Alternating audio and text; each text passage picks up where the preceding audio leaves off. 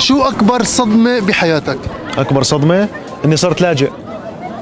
لما تخذل كل برايا بتصيح يا رب، لما الشفا يقلب وبا ويتسكر الباب، لما الأخلا ينكروا من الماضي ما طاب، لما في إدلب النسا بتصيح يا رب، بتصيح يا رب. أطفال ومن تحت الردم وش نشرح لها، ما تعرف غير المحبة بس وين أهلها، يا ربي من عالي السما نزلنا حلها، ملينا من هذا الظلم جيناك للباب، جيناك للباب يا رب الأرباب، لاجئ على الباب يا رب الأرباب، لاجئ على الباب. كل الخلق يا خالقي باعونا بتراب.